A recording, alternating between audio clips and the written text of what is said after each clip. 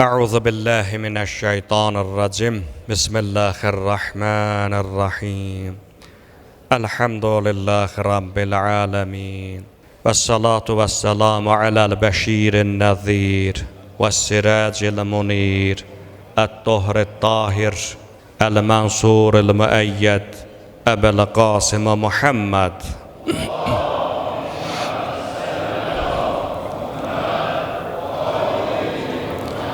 وعلى أهل بيته الطيبين الطاهرين المعصومين المنتجبين فلعنة الله على أعدائهم ومنكر فضائلهم أجمعين من الآن إلى يوم الدين.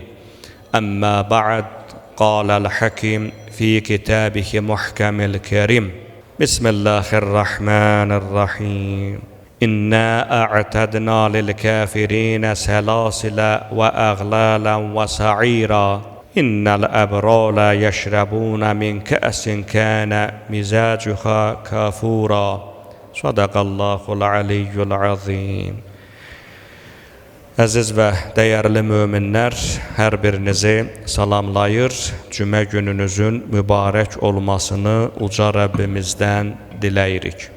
Bugünkü söhbətimizin mövzusu insan haqqında olacaqdır. İnsan sözünün məna çalarları nədən ibarətdir? Yaxşı insan olmaq üçün nələr etmək lazımdır? İnsanın tarixi mənşəyi haqqında dinimiz nələr buyurub və s. bu kimi mövzulara aydınlıq gətirəcəyik. Bildiyiniz kimi insan həm də elə bir mübarək varlıqdır ki, Qur'an-ı Kərimdə onun adına xüsusi bir surə vardır. İnsan surəsi deyirlər. Biz bu surənin həm şə'ni nüzuluna, yəni nazil olması səbəblərinə və həm də surənin məğzinə, yəni əhatə etdiyi mövzularına baxdıqda görürük ki, kamil insan formasını mükəmməl şəkildə ortalığa qoyan ən mükəmməl surələrdən biridir. Bildiyiniz kimi bu surənin şə'ni nüzulu, yəni nazil olması haqqında təfsir əhlinin yanında, o cümlədən də hədis alimlərinin əsərlərində məşhur bir rəvayət nəql olunur. Surənin nazil olmasının səbəbi bundan ibarətdir ki, İmam Həsən və İmam Hüseyn əleyhiməssalam xəstələnmişdilər, uşaq idilər. Onların sağalması üçün Peyğəmbərimiz İmam Əli, xanım Zəhra salamullahi əleyhim, o cümlədən bəzi hadisəni eşidən səhabələr nəzir niyyət etdilər. Nəzirləri bu oldu ki, bu uşaqlar sağalsın və 3 gün oruc tutarlar. Elə ki, uşaqlar bu nəzirdən sonra sağaldılar, ailə, yəni əhl-i beyt, İmam Əli, xanım Zəhra, Həsən və Hüseyn salamullahi əleyhim oruç tutdular. Elə ki, iftar zamanı idi, bunlar istəyirdilər ki, iftar dualarını oxuyub orucu açsınlar. Elə bu zaman bir miskin çağırdı. Mən bir miskinəm, məni yedirdən olacaqmı? Dərhal Əli əleyhissalam və xanım Zəhra salamullahi əleyhim süfrədə nə var idisə, hamısını götürüb verdilər həmin o miskinə. Özləri ac qaldılar. Sabahı gün yenə istəyirdilər ki, iftar etsinlər. Elə bu zaman bir yetim səsləndi. Mən bir yetiməm, məni doyuzduran olacaqmı? Yenə də İmam Əli və xanım Zəhra dünənki hərəkəti etdilər. Yenə sabahı gün, yəni 3-cü gün oruc idilər. İftar zamanı elə istəyirdilər ki, iftar duasını oxuyub təamdan dadalar. iftar açalar. Bir əsir səsləndi. Mən bir əsirəm, qəribəm, məni doyuzduran olacaqmı? Yenə də İmam Əli, xanım Zəhra, salamullahi aleyhimə dərhal dünən sırağa gün etdikləri hərəkəti etdilər. Yəni süfrədə nə var idisə gətirib yoxsula verdilər. Elə bu zaman İnsan surəsi nazil oldu. İnşallah evə qayıtdıqdan sonra yəqin ki, hər kəsin evində Qur'an-ı Kərimin tərcüməsi var. İnsan surəsini diqqətlə oxuyarsınız. Və surəni oxuduqca həqiqətən də görəcəksiniz ki, bu surə özündə bir çox mühüm məsələni əhatə etməkdədir. Birincisi, bu surə insanın yaranışına, xüsusi ilə də sonraki yaranışına diqqəti çəkir. Biz bilirik, insanın mənşəyinə gəldikdə bu haqda iki fikir var. Biri dini, İslami fikir, Qur'an və səhih hədislərdən irəli gələn nəzəriyyədir. İkincisi isə materialistlərin, təkamülçülərin, Darvinizm nəzəriyyəsinin tərəfdarlarının irəli sürdükləri fikirdir. Dini, İslami fikrə görə Allah ilk insanı torpaqdan xəlq edib. Babamız Həzrət Adəm, ləqəbi Əbul Bəşər, yəni bəşəriyyətin atası. Elə İmam Əlidən nəql edilmiş bir hədisdə də göstərilir ki, Adəm, ona görə Adəm adlandırıldı ki, o ədimul ərd sözündəndir. Yəni yer üzünün torpağı. Adəm əleyhissalamı Allah yer üzünün torpağından xəlq etmişdir. Qur'anın bir çox ayələri ilə yanaşı, bir çox rəvayətlər də bunu təsdiq etməkdədir. İndi Adəmdən öncə yer üzündə insan var idi, yoxsa yox? Dini mənbələrdə bu mövzuda baxmayaraq ki, müxtəlif fikirlər var, alimlərimizin bir hissəsi İmam Əli, İmam Məhəmməd Baqir və İmam Cəfəri Sadiq əleyhissalamdan nəql edilmiş bir neçə rəvayətə əsaslanaraq Adəmdən öncə yer üzündə insan tipli varlıqların olduğu qənaətinə gəliblər. O alimlərdən də biri mərhum Əllamə-i Təbətəbaidir. Məşhur Əl-Mizan əsərində adını çəkdiyim imamlarımızdan rəvayəti nəql etmiş və son olaraq, nəticə olaraq bu qərara gəlmişdir ki, Adəmdən öncə yer üzündə insan tipi olubdur. Onlara ünas və ya nas-nas tayfaları deyərlərmiş. Hər halda ən doğrusunu Allah bilir. Qur'andan, ayədən çıxış edərək bu fikri irəli sürənlər də var. Çünki Bəqərə surəsində İnni ca'ilun fil ardı xəlifə deyə buyurur Rəbbimiz. Yer üzərində mən xəlifə yaradacağam. İnsan burada xəlifə sözü ilə ifadə olunub. Niyə xəlifə sözü? Alimlərin bir neçə baxışı var bu məsələyə. Birinci fikir bundan ibarətdir ki, xəlifə sözünün mənası ardınca gedən deməkdir. Xələf. Yəni, Adəmdən öncə insanlar olub, Adəm də onların oxşarı, onların tipi olduğu üçün Allah yeni yaratdığı insan tipinə, yəni Adəm və sonrasına bu adı verib. Ayədə xəlifə sözündən istifadə edib. Lakin bəzi təfsir əhli bu təhlillə razılaşmayaraq belə bir nəzəriyyə irəli sürürlər ki, Allah ona görə insanı xəlifə adlandırıb ki, yer üzərində Allahın nümayəndəsi olsunlar, olacaqlar. Çünki dedik xəlifə kiminsə ardınca getməkdir, kiməsə bənzəməkdir. Bu təhlili qəbul edən alimlərin ümumi nəzəri bundan ibarətdir ki, biz yer üzərində, biz insanlar yer üzərində Allahın nümayəndəsiyik. İndi nə dərəcədə biz o nümayəndəliyi icra edə bilirik, yerinə yetirə bilirik, bilmirik, bu başqa bir məsələdir. Və yaxud da ola bilsin ki, elə xəlifə sözündə məqsəd yer üzərində olan peyğəmbərlərə, o cümlədən də Əhl-i Beyt nümayəndələrinə, Əhl-i Beyt imamlarına şamil olmuş olsun. Çünki sözün həqiqi mənasında onlar yer üzərində Allahın xəlifəliyini lazımı şəkildə icra ediblər. Yəni Allahın lazımı şəkildə davamçısı olublar.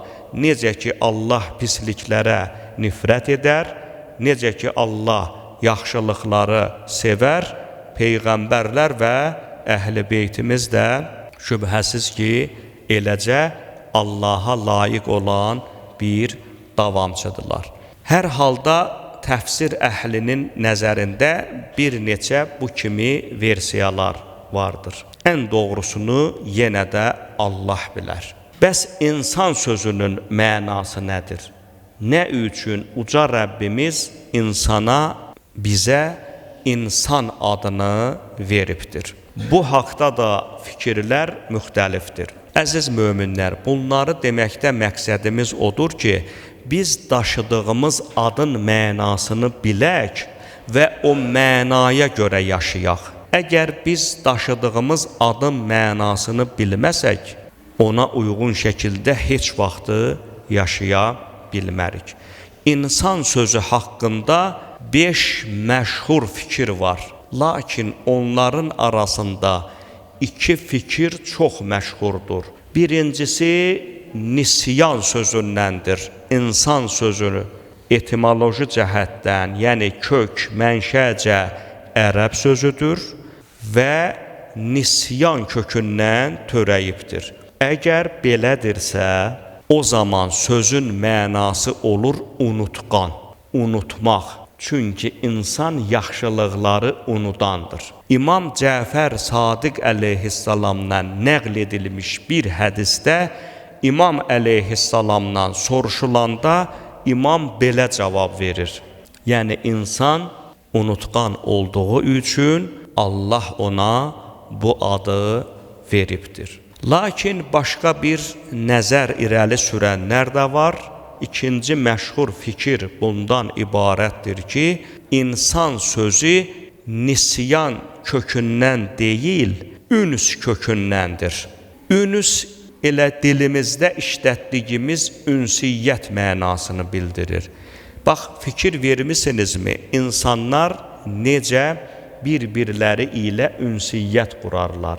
İnsan ona görə deyilir ki, ictimai varlıqdır. Heç kəs tək tənha yaşaya bilməz. Allah onun fitrətində ünsiyyət mədəniyyətini qoyubdur. İnsan mütləq şəkildə, bəzən yəqin ki, aranızda da var, bura namaza gələrkən özünə uyğun bir dost tapır, onunla ünsiyyət qurur.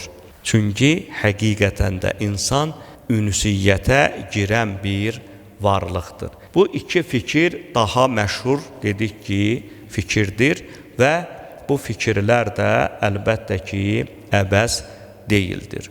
Qaydaq mövzunun əslinə. Dedik ki, İnsan surəsi də özündə bir neçə mühüm məsələni əhatə edir. Biri də insanın mənşəyi məsələsi idi ki, bayaqdan bəri bu haqda olan fikirləri, nəzəriyyələri sizin diqqətinizə çatdırdıq.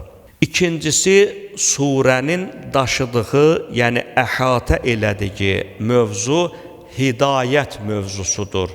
Allah bu surədə xüsusi bir ayə nazil edib, insan o ayə üzərində yaxşıca düşünsə, o vaxtı ilə yaranmış və ya yaradılmış cərəyanlar ki var, cəbərilik, qədərilik və s. Bilər onların da mahiyyəti nədir? Özünün getdiyi yolun da əsl mahiyyətini və əsl həqiqətini dərk etmiş olar. Uca Allah bu surədə buyurur ki, biz ona hidayət yolunu göstərdik. İstər şükür edən olsun, istərsə də nankor.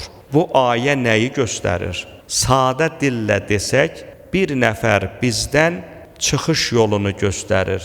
Biz ona çıxış yolunu, məscidin qapısını göstəririk. Amma çıxmaq üçün onu məcbur etmirik. Bilirsiniz, vaxtı ilə əlbəttə bu fəlsəfi bəhslərdir, kəlami bəhslərdir, minbər söhbəti deyil. Lakin bir işarə verək ki, yaradılmış və ya yaranmış firqələr ki, var idi vaxtı ilə, cəbərilik deyirlər, qədərlik deyirlər və s. Onların bir hissəsi insanın ağacdan yerə düşmüş bir yarpağa bənzədiyini və külək o yarpağı hara qovursa, o yarpaq da küləkdən asılı olduğu üçün o istiqamətə qovulduğunu iddia ediblər. Əslində bu kimi fikirlərin yaradıcısı Əməvilər xilafətidir. Əməvilər dövründə onlar Əməvi hakimləri Əhl-i Beytin, o cümlədən insanların başlarına gətirdikləri müsibətlərdən öz yaxalarını kənara çəkmək üçün bizdə nə var ki, bu əzəldən Allah tərəfindən yazılıb, biz sadəcə olaraq bir icraçıyıq deyərək cəmaatı aldatmağa başladılar. Məsələn, Kərbəla hadisəsindən sonra bu təbliğat özünü daha da kütləvi şəkildə göstərdi. Və bununla da Yezid məlunun üzərindən bu cinayəti götürmək istəyirdilər ki, Yezidin heç bir günahı yoxdur, əzəldən Allah tərəfindən yazılmış bir məsələdir. Amma Əhl-i Beyt məktəbi bu məsələdə bilirsiniz ki, xüsusi və ortaq bir yol tutub. Nə məcburiyyət var, nə də özbaşınalıq var. Məsələn, belə fərz eləyək, sadə şəkildə fikrimizi izah etsək, elə məsələlər var ki, o ilahi təqdirdir. Bəşər istəsə belə o təqdiri dəyişə bilməz. Məsələn, insanın xilqəti məsələsi. Kim istəyir dünyaya qız övladı və ya oğlan övladı kimi doğulsun, ixtiyarında deyil. Məsələn, kim istəyirsə ki, onun 2 deyil, 5 gözü olsun, 15 əli ayağı olsun, ixtiyarında deyil. Bu, Allah tərəfindən icbari olaraq, təqdir olaraq beləcə yazılıb və beləcə də davam edəcəkdir. Amma bəzi məsələlər ki var, orada insan faili muxtardır. Yəni, azad iradə sahibidir. Məsələn, əlimi istəyirəm, belə saxlayıram, istəyirəm, yuxarı qaldırıram. İstəyirsən, bugün məscidə gəlirsən, istəmirsən, gəlmirsən. İstəyirsən, savab əməllə məşğul olasan, istəyirsən, günah əməllə. Bu işləri buraxıb Allah sənin ixtiyarına. Lakin yolun sonunda da mükafat və ya cəza vardır. Ayə buyurur ki, onlara hər iki yolu göstərdik. Hansı yolu seçəcəksiniz, öz ixtiyarınızdadır. İstəyirsən, məsələn, A bəndi cənnətə gedən yolu, istəyərsən B bəndi cəhənnəmə gedən yolu özün seçərsən. Öz ixtiyarındasan. Bunu da xüsusi olaraq qeyd etdik ki, bu surənin mühtəvasını əhatə eləyən mühüm mövzulardan biridir. Çünki Qur'an, yəni İnsan surəsi, biz onlara hidayət yolunu göstərdik. Hansı yolu istəsə, o istiqamətdə də gedə bilər. Üçüncü bir məsələ, yəni surənin əhatə etdiyi ən mühüm mövzulardan da biri salih insanların, Qur'an onları əbrar adlandırır. Əbrar birrun sözünün cəmidir. Ən yaxşı işlərlə məşğul olan insana deyərlər. Cənnət əhlinə deyilər Qur'anın bəzi ayələrində. Surə bir insan necə olmalıdır? Salih insanların, əbrar insanların keyfiyyətləri, əxlaqi xüsusiyyətləri necədir? Bu surə bizə öyrətməkdədir və bu surə bizə öyrədir də. Əgər o surəyə diqqət etsəniz, görərsiniz ki, birinci məsələ əhdə vəfadır.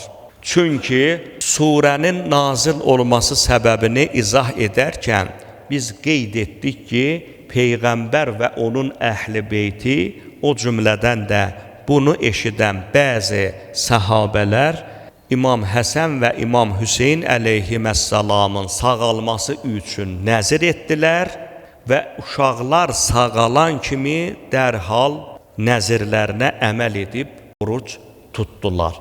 Qur'an bununla bizə mesaj vermək istəyir ki, əhdinizə vəfalı olun. Nəzir etmisənsə, nəzir Allahla bağladığın əhddir. Qur'anın bir çox ayələrində qəti şəkildə əmr olunur ki, əhdinizə vəfa edin.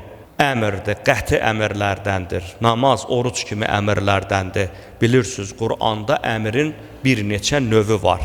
Əhd elə bir mühüm məsələdir ki, bir dəfə də demişik, təkrar yaxşı olar, savab olar, təbərrük olar.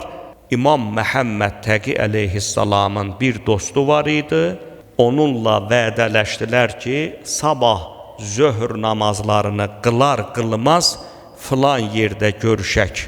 Sabahı gün oldu, İmam əleyhissalam namazlarını bitirər-bitirməz dərhal yollandı həmən yerə.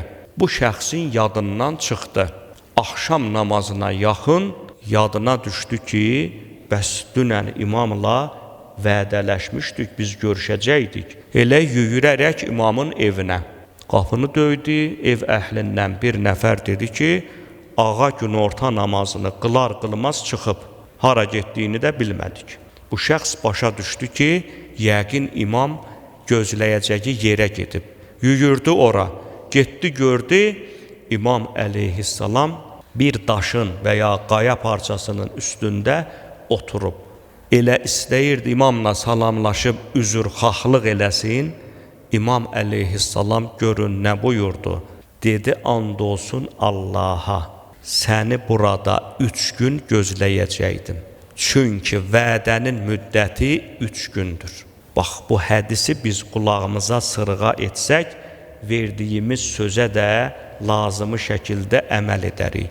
Bəzən deyirik ki, məsələn, saat 12-də Hacı Cavad məscidinin qabağında görüşəcək, adam hələ köynəyinin yaxasını düymələməyib evində, deyir çatıram, az qalıb, yoldayam, tıxacdıyam.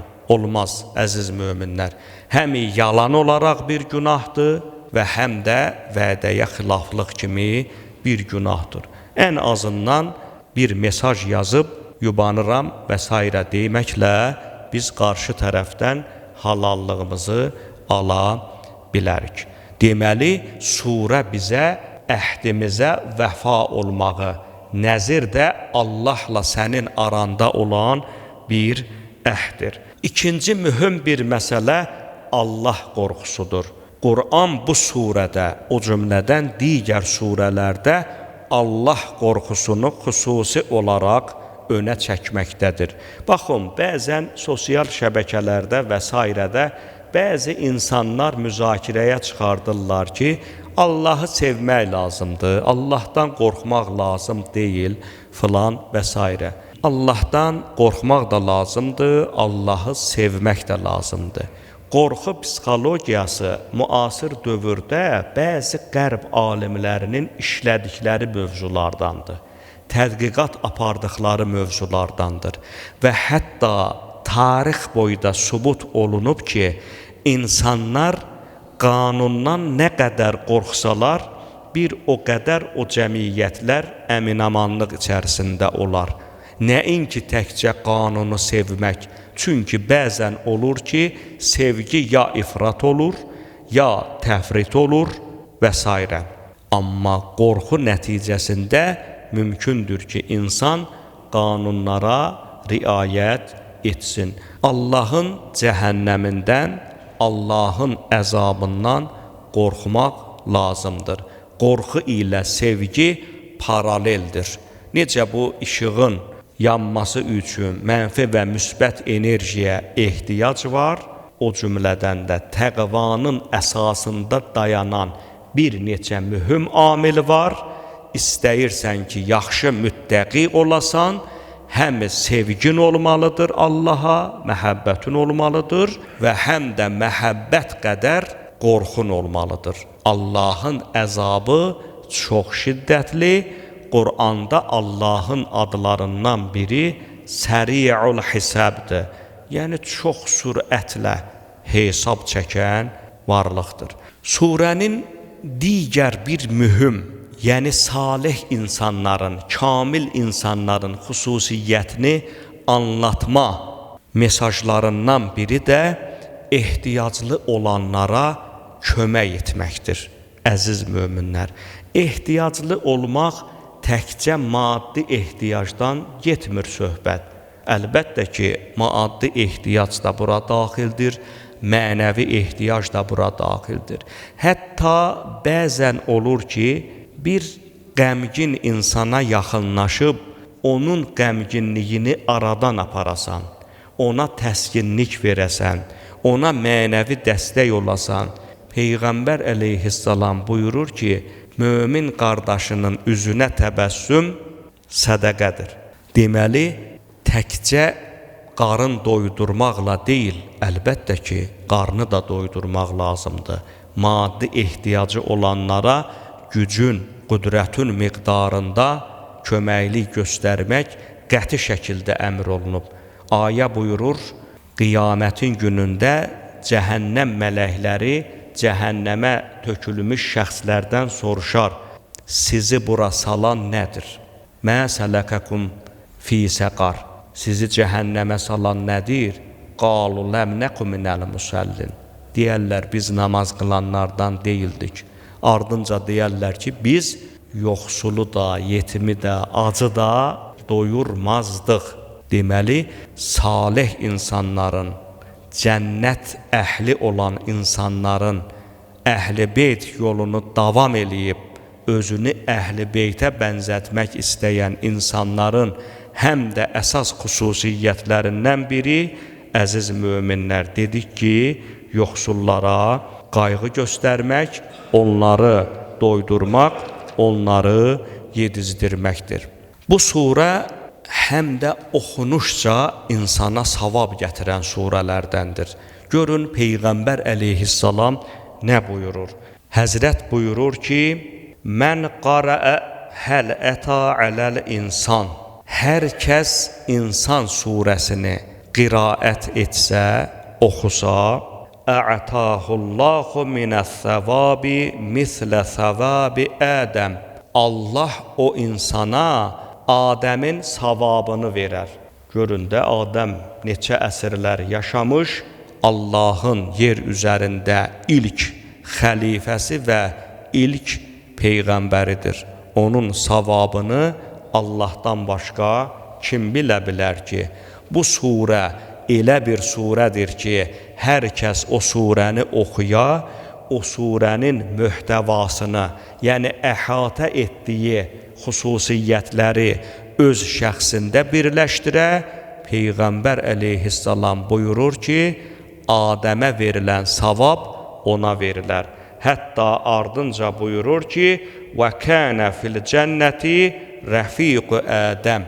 Cənnətdə isə Adəmlə birlikdə yoldaş olar. Adəm əleyhissalamla cənnətdə dostluq eləyər. İndi baxın, bacardığınız qədər, xüsusi ilə də ərəbcəsini bilib, Qur'anı ərəbcədən oxuya bilən qardaşlar və bacılar mütləq ən azı cümədən cüməyə bu surəni oxusunlar.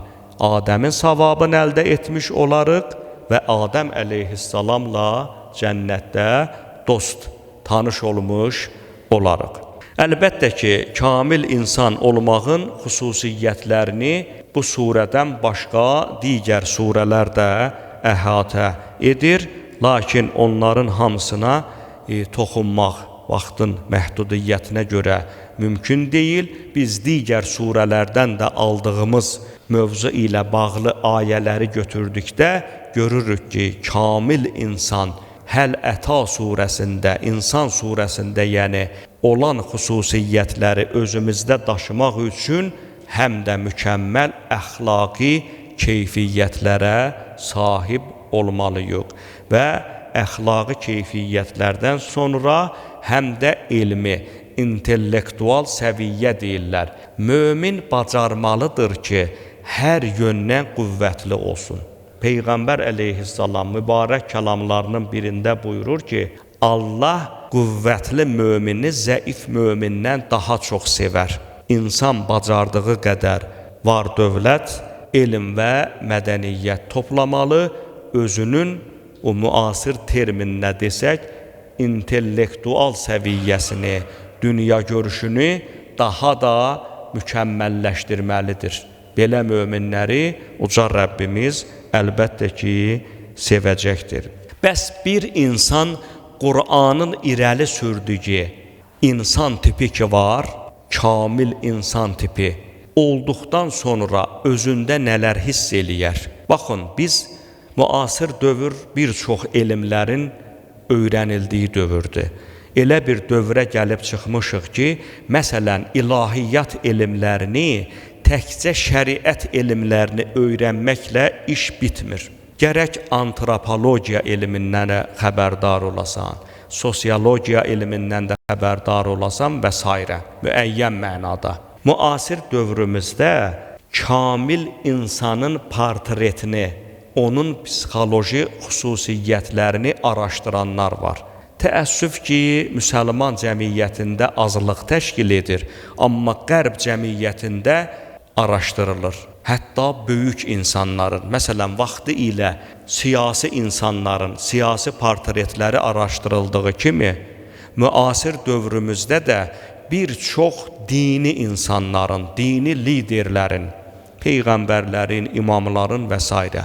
onların portreti, yəni xarakteri, xüsusiyyətləri araşdırılır və görünür ki, müasir, kamil insan olan şəxsin özündə bir çox psixoloji hal baş vermiş olur. Onlardan birincisi daxili sabitlikdir. Yəni Qur'anın irəli sürdüyü kamil insan tipinə sahib olan insanlar emosional cəhətdən mükəmməl insanlardır. Onlar daxilən sakit insanlardır. Daxilən möhkəm insanlardır. Artıq belə olduqları təqdirdə heç vaxtı onların qəlblərinə həsəd və s. bu kimi şeylər yol tapa bilməz. İkinci mühüm bir məsələ yüksək səviyyədə özünü dərkdir. Mən ərəfə nəfsəhu fəqad ərəfə Rəbbəhu buyurur. İmam Əlinin də adından deyirlər, Peyğəmbərimizin də fərqi yoxdur. Bir insan özünü tanısa, mütləqdir ki, Rəbbini də tanıyacaq. Elə bu surə bizə özümüzü tanımaqda çox böyük mesajlar ötürür. Məsələn, surə dedik ki, insanın mənşəyinə toxunur. İnsan nədən yaranmısan? Surədə bir damcı murdar sudan yarandığımızı bizə bildirir. Artıq psixoloji cəhətdən bizim qəlbimizdə nəuzubillah kimə qarşısa təkəbbür var idisə və yaxud ücüb təkəbbirin bir növüdür. Yəni insan özünün əməlləri ilə daxilən lovğalanır. Görəsən məndən başqa gecə namazı qılan var. Görəsən məndən başqa bu qədər ayə və ya surə əzbər bilən var. Görəsən məndən başqa bu qədər sədəqə verən var. Yavaş görərsən ki, sonda səni gətirib çıxaracaq ücbə və qiyamətin günündə əməl dəftərinə baxanda görərsən ki, ağ vərəqdən başqa savab hissədə bir şey yoxdur. Deməli, bu surəni oxuyaq, o ayə bizə. Mən bunu bir dəfə də demişəm, yenə təbərrük olsun. Məkkənin çox zadəgən bir müşriki var idi. Yolda Əli əleyhissalamla rastlaşdı. İmama salam vermədi. İmam da buna salam vermədi. Biraz addımlamışdı, döndü geriyə, dedi, ay Əbu Talibin oğlu, bəyər bilmirsən kiməm, niyə salam vermirsən? Təkəbbürcəsinə, aşağılayaraq. İmam Əli əleyhissalam gəldi, dayandı bunun düz çənəsinin altında, dedi, sənin kimliyini səndən daha yaxşı bilirəm. İstəyirsən, deyim kimsən. Dedi, kiməm mən? Dedi, əvvəlin bir damcı murdar su, axırın murdar leş, öləcəksən, yəni cəsədin qalacaq ortaqda, axırın murdar leş, ikisinin də arasında nəcis daşıyan birisən. Kimsənsən? Bu hədisi qulağımıza sırğa etsək, heç vaxtı nə varımıza, nə pulumuza, nə vəzifəmizə, nə nəyimizə görəsə təkəbbürlənə bilmərik, təkəbbür etmərik. Əlbəttə ki, xalis müminin, xalis cənnət əhlinin xüsusiyyətləri həddindən artıq çoxdur. Amma xütbəmizi burada yekunlaşdıraq. Vəssalamu aleykum və rəhmətullahi və barakatuh. Salavat. Allahümmə salli ala Muhammed və ali Muhammed və accil fərəcəhum.